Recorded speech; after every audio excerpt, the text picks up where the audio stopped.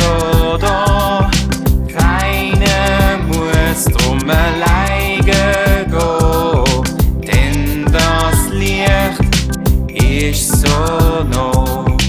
Gott wird immer auf allen Wegen auf dich acht, geh mit meinem Sagen. Dank nur da, wo du auch bist, dass er jetzt auch bei dir ist.